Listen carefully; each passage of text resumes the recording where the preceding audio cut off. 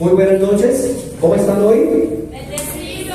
Saludamos a las personas que se conectan a través de YouTube. Y esta noche queremos hablar, esto es como una ecuación, ¿cómo decía acá al frente? Reino, obediencia, igual, autoridad. ¿Sí? Es como cuando uno estudiaba matemáticas. Fe y obediencia, igual, autoridad. ¿Listo? En Mateo capítulo 8, del versículo 5 al 13, hay una historia de un capitán romano. Usted la ha oído, que va a rogarle al Señor que sane a un siervo que estaba enfermo. Entonces, ese es el contexto del que vamos a estudiar. Fe y obediencia, igual autoridad. ¿Sí? Fe y obediencia, igual autoridad. Bueno, un pensamiento antes de ir al texto. Hay una pregunta que hace el Señor. Esta pregunta la hace el Señor. ¿Qué dice el Señor? ¿Por qué me llaman Señor y no hacen lo que yo digo? Entonces, esa palabra resume la voluntad del Señor. Y la voluntad del Señor es que obedezcamos. Entonces, cuando decimos que Jesús es nuestro Señor, con palabras está bien que lo digamos, pero todo el tiempo con nuestros hechos estamos diciendo si Él es nuestro Señor o no. ¿Sí? ¿Por qué me llaman Señor y no hacen lo que yo digo? Entonces, somos llamados a caminar en fe. La Biblia dice que el justo por la fe vivirá, ¿cierto? Esto implica caminar en obediencia a la palabra de Dios. O sea, fe es una acción que obedece lo que Dios dice. Entonces, la clave de la autoridad espiritual es ¿cuál? Obedecer la palabra. Es sencillo, es obedecer la palabra. ¿Sí? ¿Por qué? Porque es palabra de quién? De Dios. Si Él es Dios y Él dijo, pues tendríamos que ser nosotros más listos para hacer otra cosa diferente a lo que Él dice. ¿Sí? Entonces, fe más obediencia, o fe y obediencia igual autoridad. Vamos a ir entonces a nuestro texto, Mateo capítulo 8, verso 5 en adelante. Dice: entrando Jesús en Capernaum, vio a un centurión, vino ahí un centurión rogándole, diciendo: Señor, mire, ¿qué dijo el centurión? Señor. Entonces el centurión entendía de autoridad. No, Señor, mi criado está postrado en casa, paralítico, gravemente atormentado. Esa era la condición de un servidor, de un esclavo. Existía la esclavitud en ese tiempo, y estaba como postrado, estaba paralítico y estaba gravemente enfermo. Esa condición quiere decir que esa persona era esclavo, que no tenía ninguna autoridad, y esa esclavitud lo había llevado a esa postración, a estar en esa condición. El verso 7 dice: Jesús le dijo, o Jesús contestó, dijo: yo iré y le sanaré, dice el Señor. Ya que el Señor siempre escucha nuestras oraciones y responde a nuestras oraciones. Dice: yo iré y le sanaré. Respondió el centurión y dijo: Señor, no soy digno que entre bajo mi techo, solamente di la palabra y mi criado sanará. Versículo 9: porque también yo soy hombre bajo autoridad y tengo bajo mis órdenes soldados, y digo a este: ve, y él va; al otro: ve, y viene; y a mi siervo: hace esto, y lo hace. Al oírlo Jesús se maravilló y dijo a los que le seguían: de cierto digo que ni aún en Israel he hallado tanta fe. Ahora, Jesús dice que hay una fe pequeña y que hay una fe grande, y la fe de este hombre era una fe grande, era una fe grande. Dice que ni aún en Israel he hallado tanta fe. Versículo, está pasando allá y acá no está pasando. Aleluya. Ya me quedo. Era ahí. ¿Listo? Entonces dice, versículo 11: os digo que vendrán muchos del oriente y del occidente y se sentarán con Abraham, Isaac y Jacob en el reino de los cielos. Mas los hijos del reino serán echados en las tinieblas de afuera, allí será el lloro y el crujir de dientes. Entonces Jesús dijo al centurión: ve, y como has creído, que sea hecho. ¿Y qué pasó? Su criado fue sanado en aquella misma hora. Entonces aquí tenemos un milagro que ocurre por la fe de un hombre que le creyó al Señor. Vamos a analizar un poquitico textualmente lo que sucedió. Vamos a hacer algo como textual. Para mirar, entonces, número 1, el centurión vino rogándole, dice el verso 5. Dice que entrando Jesús en Capernaum, Jesús iba mucho a Capernaum, era un lugar que él visitaba mucho. Vino el centurión rogándole. ¿Se acuerdan que el ruego era: mi siervo está postrado en casa, gravemente enfermo, ¿sí? Está paralizado? Ese era el ruego que él tenía. Entonces, lo primero que encontramos es que el centurión venía rogándole. Un centurión era un oficial del ejército romano, por eso le puse ahí como un ejército. Y había en una legión romana 6.000 soldados. Era la 6.000 soldados. Esa legión estaba compuesta por 60 centuriones o 60 capitanes, ¿sí? ¿Cuántos estuvieron en el ejército y saben lo que es una compañía?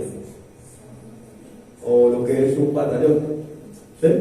Muy poquitos, casi ninguno.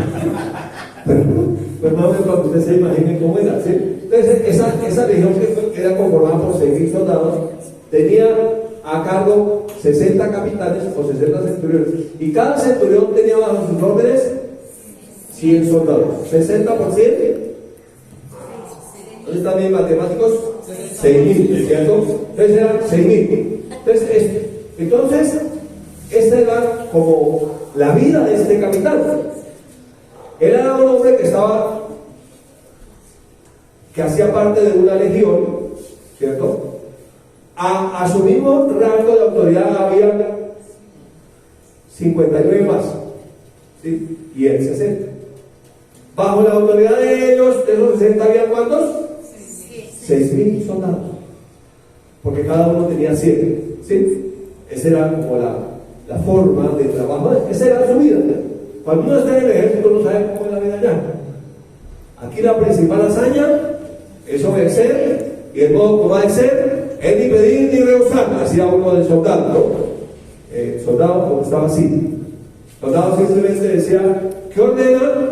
Como ordene, y cumplía su orden, no pasaba de ahí. Eso era todo. Entonces esa era la vida de este hombre que viene a Jesús. Y qué cosa tan rara, viene rogando, ¿sí? Entonces, si analizamos un poquito el contexto de la vida de este hombre, realmente había una línea de mando, ¿sí? Allí había mando. Entonces era el soldado que decía: sí, señor. No, señor. ¿Cómo ordene, señor? No se asusten, está por el ejército. La Biblia dice que nosotros somos soldados de Jesucristo. ¿Lo ha leído? Sí, entonces es un poco una disciplina, un orden. Entonces, como uno que a veces no ha tenido esa formación militar, le cuesta lo que es obedecer. Entonces me dicen tanta gente que no, saca un poco de excusas, pero no. En la voluntad del Señor es simplemente: sí, Señor. No, Señor. ¿Cómo ordene, Señor? Era bastante bien. Se da por el vivir. Se llama disciplina en la obediencia. ¿Listo? Entonces, ¿qué hace un centurión? Un centurión hace dos cosas. Ordena. ¿A quién le ordena? A los 10 que estaban por debajo de su autoridad. ¿Y qué otra cosa hace? Obedece. En este caso le obedecía al comandante de esa legión, al que estaba a cargo de esos 6.060. ¿Sí? Entonces, a él le obedecía. Todo lo que él decía, él lo obedecía. Y esos 100 obedecían todo lo que él decía. Entonces, el centurión, cuando vio a Jesús, le dijo: Señor. En hebreo la palabra es Adonai, ¿sí? Y esa palabra Señor tiene un significado, y el significado es amo, es dueño, tiene que ver con dominio, ¿sí? Entonces, este centurión recibió a Jesús como Señor, se refirió a él como su dueño, su amo, el que tenía toda la autoridad sobre él. Esa fue la actitud de este capitán romano, ¿sí? Ahora, la respuesta de Jesús a ese corazón de este capitán fue: yo iré y sanaré a su siervo. Esa fue la respuesta de Jesús. La Biblia dice en Juan capítulo 1 verso 11, dice: a los suyos vino, pero los suyos no lo recibieron. El verso 12 dice: mas a todos los que lo recibieron, a los que creen en su nombre, les dio la potestad de ser hechos hijos de Dios. Entonces, cuando uno va a la carta a los romanos, dice que si confesares con tu boca que Jesús es el Señor, el dueño, el amo, la máxima autoridad, Adonai, entonces serás salvo. ¿Sí? Entonces, esa fue la actitud, sin que la carta de los romanos estuviera escrita todavía, pero esa fue la actitud de este capitán, este centurión: ir y rendirse al Señor, ¿sí? Reconocerlo como tal, como lo que es Él. Jesús es el Señor, amén. Jesús es el Señor, dice la palabra de Dios. Entonces, miren que el centurión dijo 5 cosas. Vamos a ver el verso 8 del verso 9. 5 cosas que dijo el centurión. Vamos a descubrirlas ahí. Entonces, el Señor, el centurión respondió y dijo: lo primero que dijo es: Señor, número 1, no soy digno que entres bajo mi techo. Pero reconoció que él, haciendo parte de ese ejército romano, estaba invadiendo la nación de Israel. No era digno, era un invasor, hacía parte de un régimen opresor, de un imperio que se había tomado por la fuerza de los cielos. Lo primero que él dice es: no soy digno de que entre bajo mi techo. Estaba reconociendo su indignidad como gentil no judío, además de su condición de ser parte de un gobierno que estaba en ese lugar de una manera ilegítima. Lo segundo que dijo fue: solamente di la palabra. Lo tercero que dijo fue: mi siervo sanará. La cuarta cosa que dice está en el siguiente versículo: porque también yo soy hombre bajo autoridad. Y la quinta cosa es: y tengo soldados bajo mis órdenes. ¿Qué tengo que hacer si quiero que un soldado haga algo? Simplemente le digo: vaya, y él va. Le digo: venga, y él viene. Le digo: haga esto, y él lo hace. Ahora, nosotros en una cultura de la anarquía, en una sociedad que va en contra de toda figura de autoridad, es difícil para nosotros entender esto. Pero el reino de Dios es un reino de autoridad.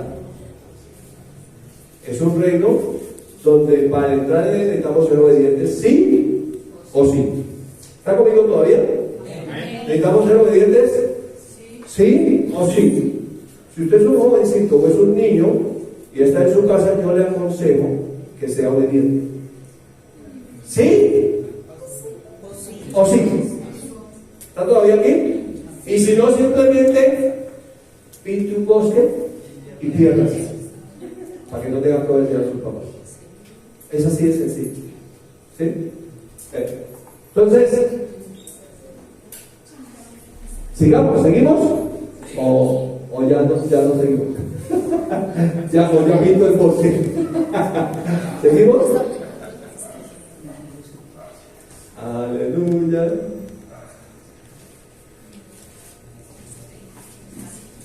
¿Listo? ¿Qué significan estas 5 cosas que dijo el capitán romano? ¿Qué significan? Estamos tratando de estudiar ahí textualmente. ¿Qué significan esas 5 cosas que dijo el capitán romano?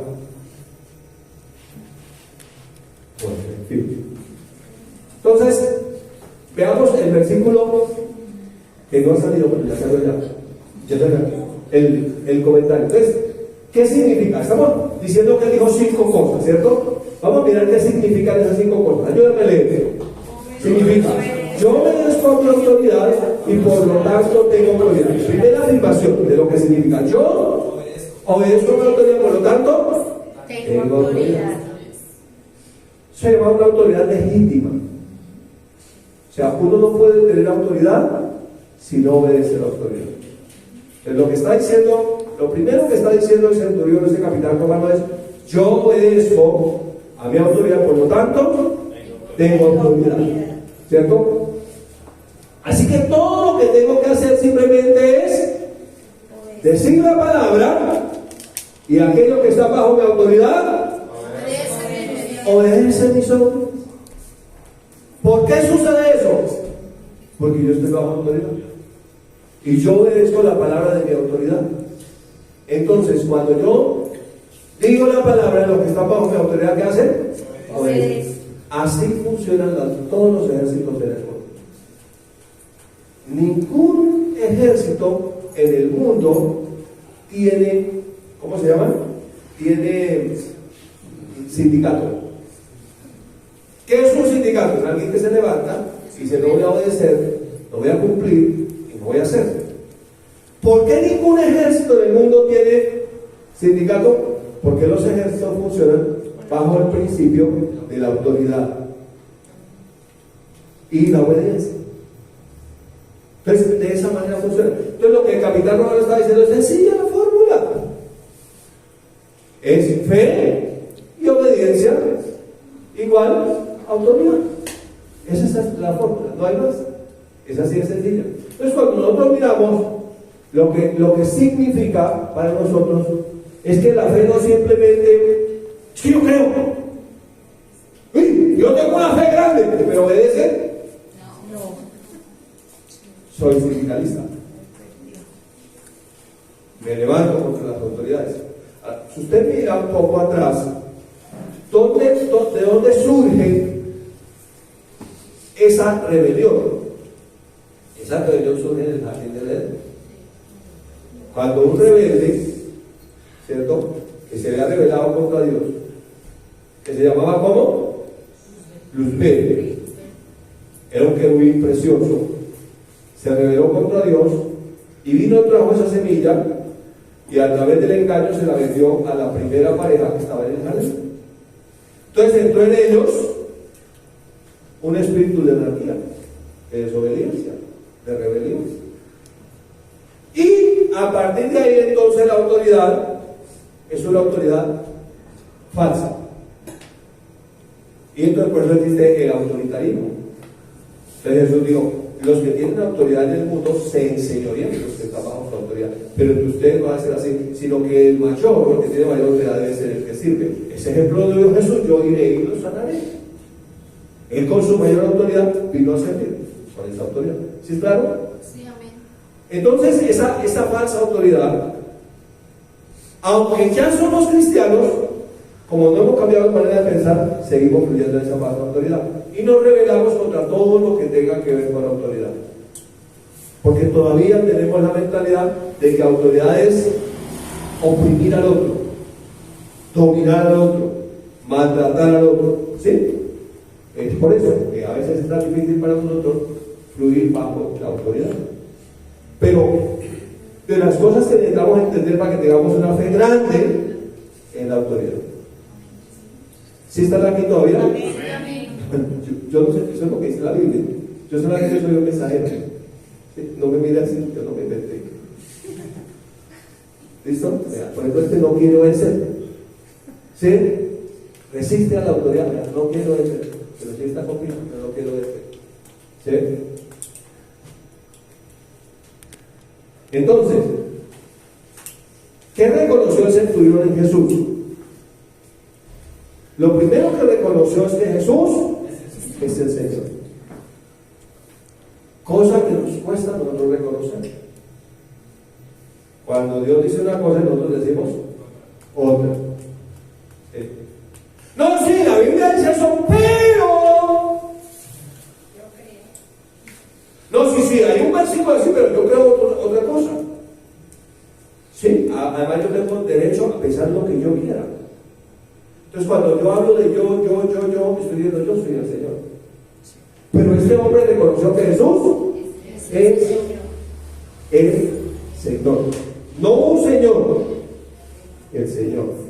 Lo segundo que reconoció es que Jesús tiene autoridad. ¿Sí? Lo único que tenía que hacer Jesús era dar la orden y la enfermedad tenía que obedecer. Solo di la palabra y mi criado sanará. O sea que él reconoció, Jesús es Señor. Segundo, lo único que Jesús, por eso le dice, yo diré que sanaré. No soy digno que entre bajo mi techo. Solamente di la palabra. Di la palabra. Y mi criado sanará. Entonces, él reconoció que Jesús tiene autoridad. Lo único que Jesús tenía que hacer era di la palabra. Por eso dicen Salmos, envió su palabra y lo sanó y lo libró de su ruina.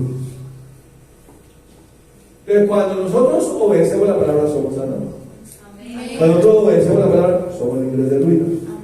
Entonces, la rebelión, la desobediencia, es la que trae la enfermedad, trae la ruina, y hace que vivamos en la condición que estaba aquel esclavo.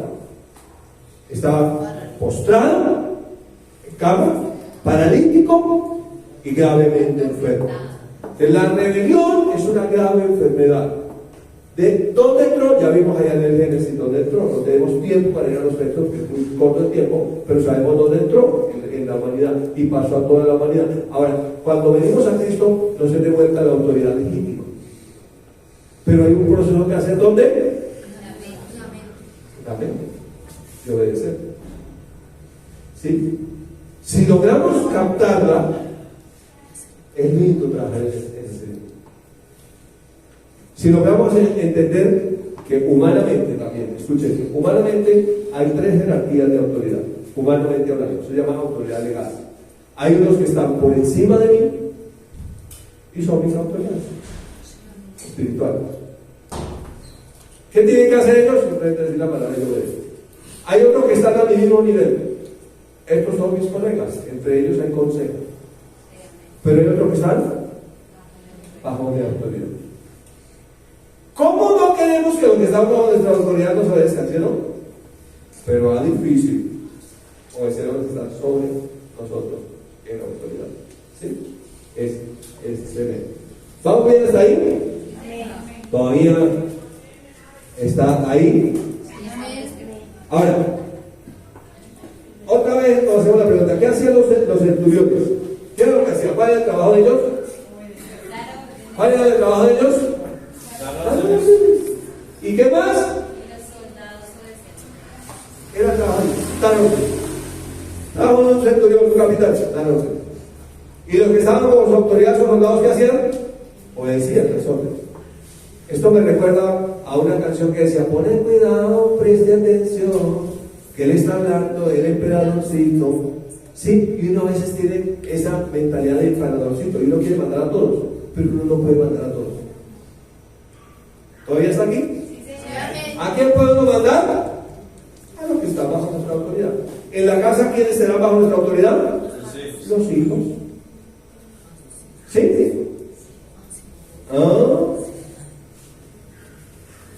¿Sí o no? En la iglesia, ¿quiénes están sobre nosotros?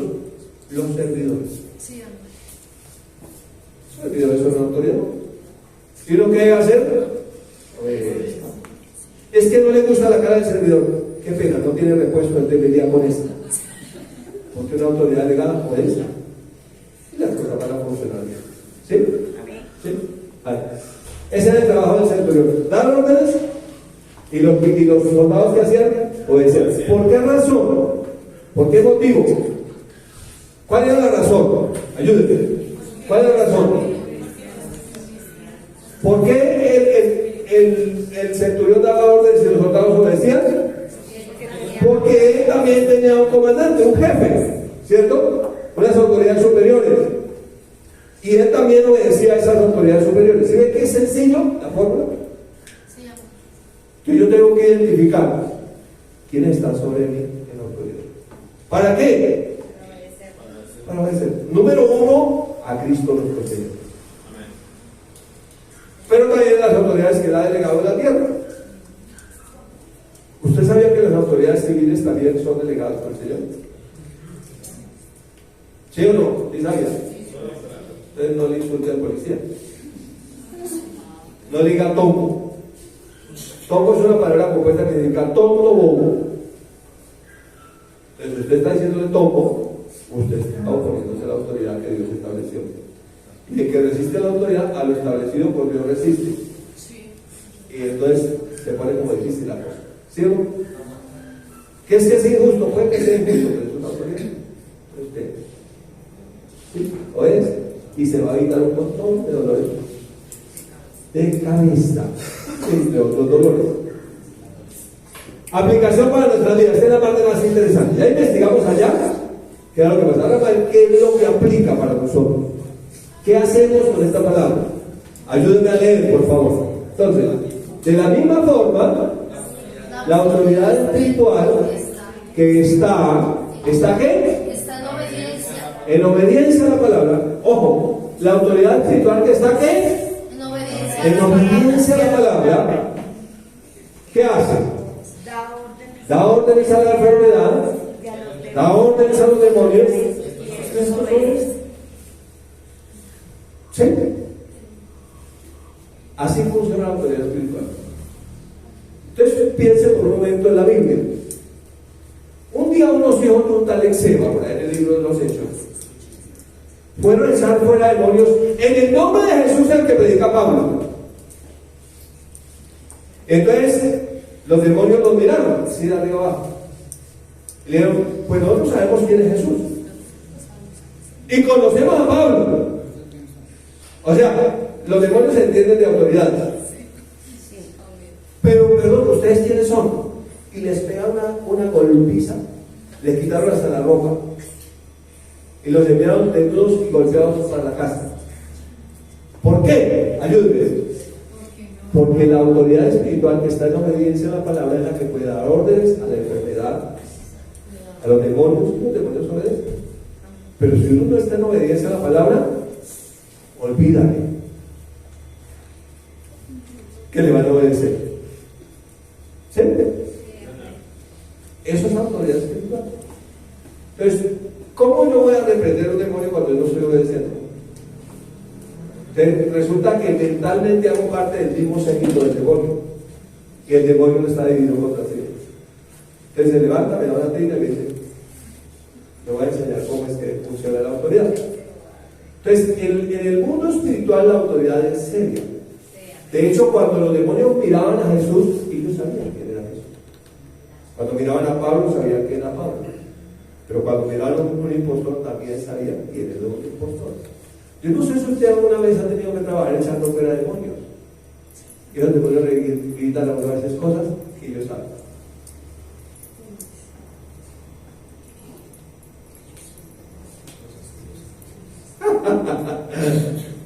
¿Sí? Dura cosa, ¿no? Entonces, ¿la aplicación cuál es? Ayúdenme, ¿cuál es la aplicación?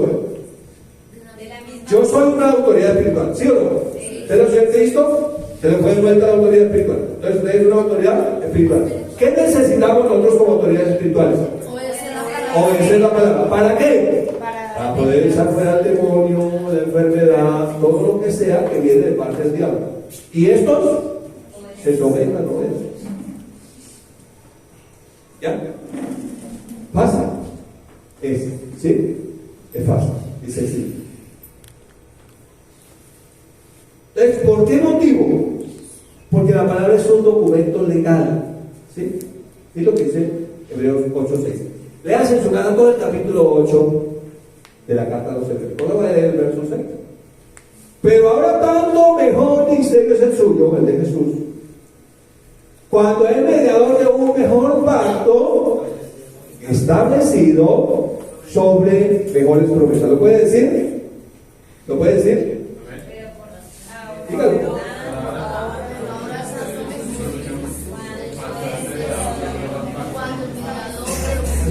Entonces, la carta a los hebreos es un paralelo entre Antiguo y Nuevo Pacto.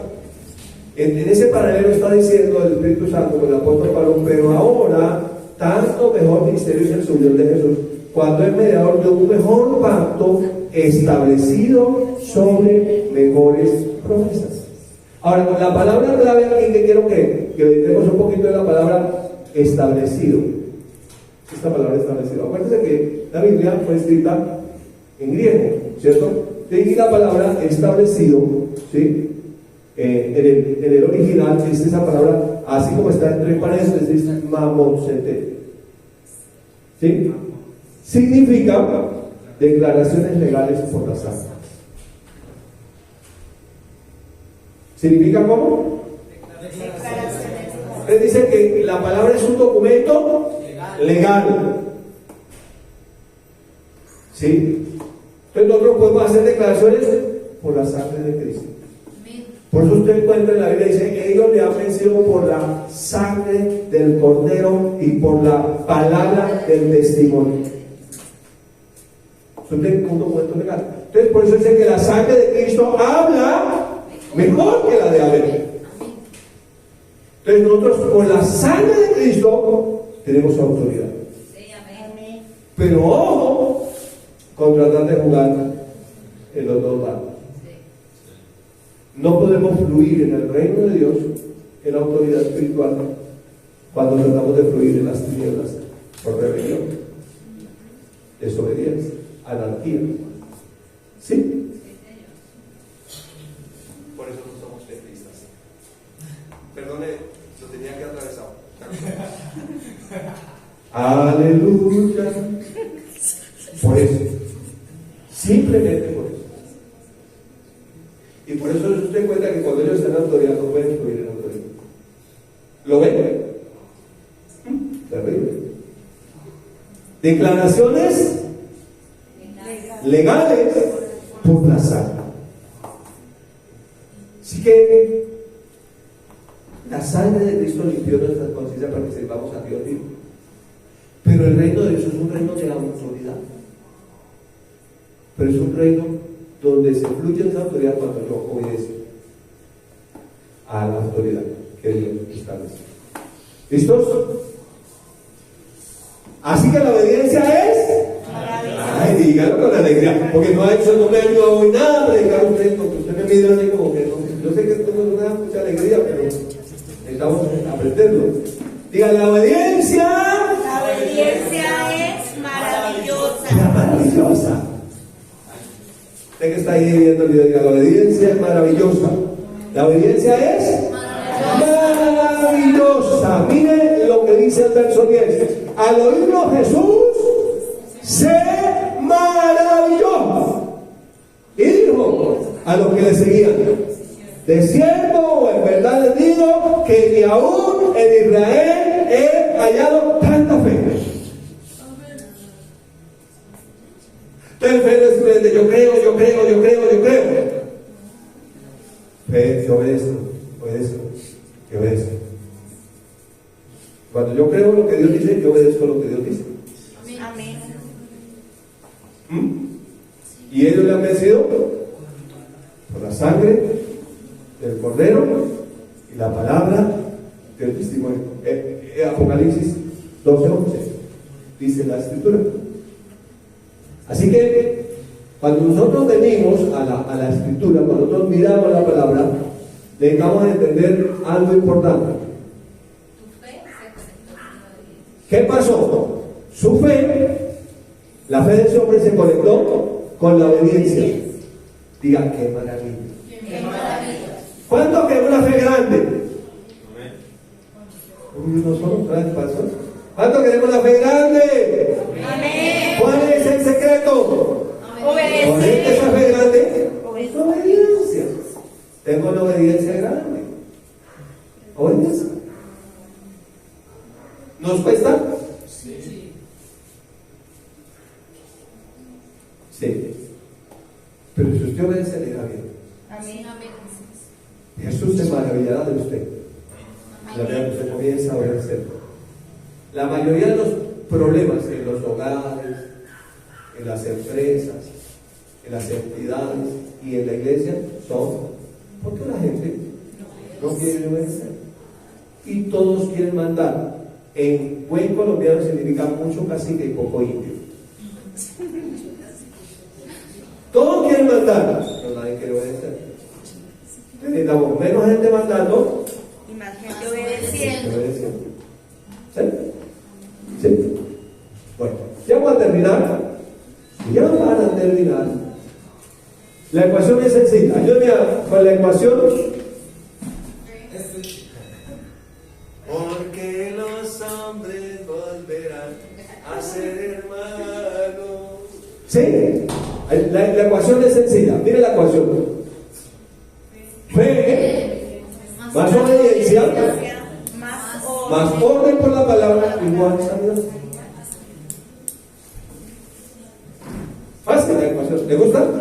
Fe más obediencia más orden por la palabra igual sanidad. A veces queremos quitar esta de la ecuación y no funciona. Queremos fe más orden por la palabra igual sanidad. No funciona. Tiene que haber obediencia. ¿Sí? Entonces, a veces no prosperamos porque nos falta obediencia. Hay puntos donde todavía estamos luchando. Y yo sé que toda la vida vamos a luchar, pero debemos tener la actitud de obedecer. Cuando Dios habló de David, dice, he elegido a David, un hombre conforme a mi corazón, que hará todo lo que yo quiero. El tener David un corazón conforme a Dios no era que no se equivocara, era que siempre estaba dispuesto a hacer eso. Era que siempre estaba dispuesto a hacer lo que Dios le dice. ¿Sí? ¿Y verdad? ¿Que no le parece? Versículo 11, para terminar, dice: entonces Jesús le dijo al centurión: ve.